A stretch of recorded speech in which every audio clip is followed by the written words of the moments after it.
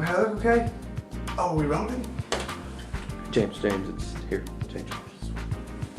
Do you remember the days when Chaucer was king? How about you, George? I do, James, but he wasn't the real king, although his writings did heavily influence the culture of his day. Ah, but the king of poetry he was. DJ DB Records has compiled over 334 songs onto a set of 18 compact discs and cassettes to bring you Chaucer's greatest hits. How do you feel about this album, George? I feel that it's a great album. I feel that he really tied together his work, and it reflects many different personalities that were alive. Yes, George. Now, but what is your favorite song on the album?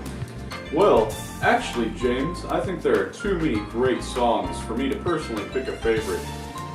Before the Norman invasion in 1066, the English language hardly had any rhyme in its poetry, and its literature was not as developed. But after the Normans invaded and brought French words, the English incorporated some French words into their vocabulary.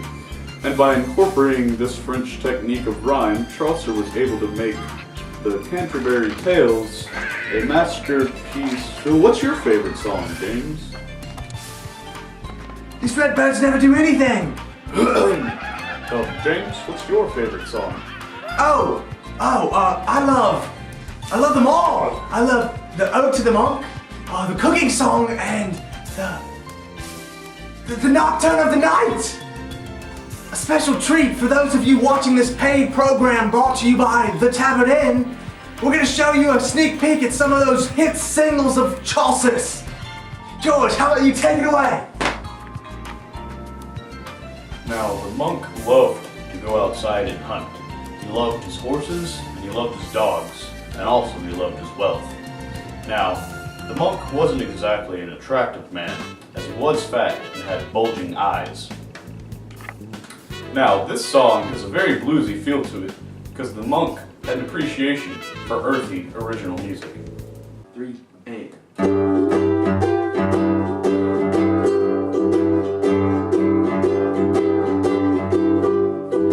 Once there was a monk.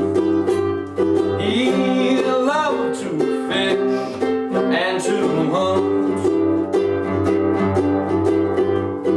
Once there was a monk. Not much for a hump.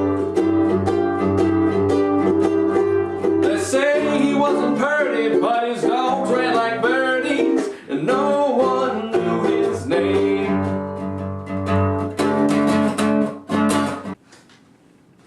Thank you. That song was so very melodic. Chaucer really was a mastermind, isn't that right, George?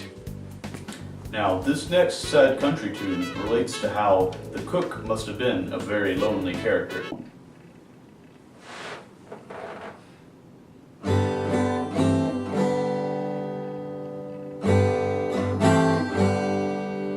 And yes, I'm just a lowly cook.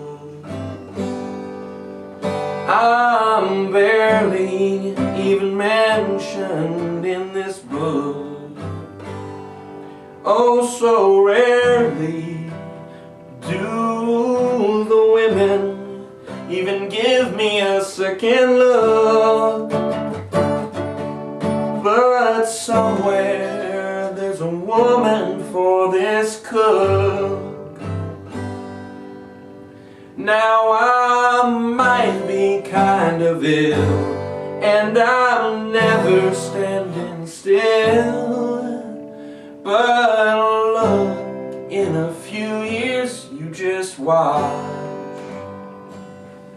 I'll be serving my wife the sweet, sweet blancmange.